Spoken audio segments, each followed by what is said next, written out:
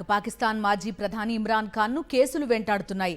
తోషాఖానాకు సంబంధించి మరో కేసులో ఆయన్ను కోర్టు దోషిగా తేల్చింది. 17 ఏళ్ల జైలు శిక్ష, కోటి పాకిస్తాన్ రూపాయలు జరిమానా విధించింది.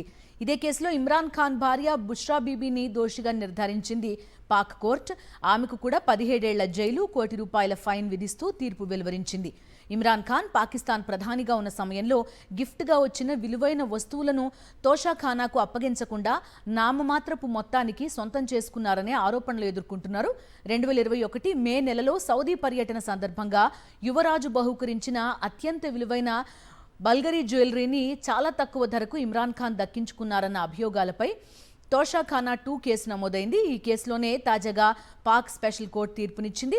కాగా ఇమ్రాన్ ఖాన్ ఇప్పటికే జైల్లో ఉన్నారు. 2023 ఆగస్టు నుంచి రావల్పిండిలోని అడియాలా జైల్లో శిక్ష అనుభవిస్తున్న ఆయన ఆరోగ్యంపై అనేక ఊహాగానాలు వినిపిస్తున్నాయి. పాకిస్తాన్ మాజీ ప్రధాని ఇమ్రాన్ ఖాన్ ను కేసులు వెంటాడుతున్నాయి. తోషాఖానాకు సంబంధించి మరో కేసులో ఆయన్ను కోర్టు దోషిగా తేల్చింది. 17 ఏళ్ల జైలు శిక్ష, కోటి పాకిస్తాన్ రూపాయల జరిమానా విధించింది.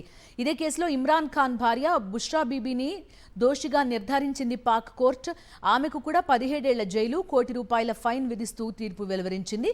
ఇమ్రాన్ ఖాన్ పాకిస్తాన్ ప్రధానిగా ఉన్న సమయంలో గిఫ్ట్గా వచ్చిన విలువైన వస్తువులను తోషాఖానాకు అప్పగించకుండా నామమాత్రపు మొత్తానికి సొంతం చేసుకున్నారనే ఆరోపణలు ఎదుర్కొంటున్నారు.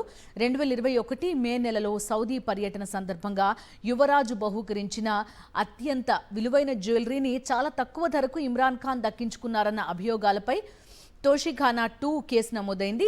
ఈ కేసులోనే తాజాగా పాక్ స్పెషల్ కోర్టు తీర్పునిచ్చింది.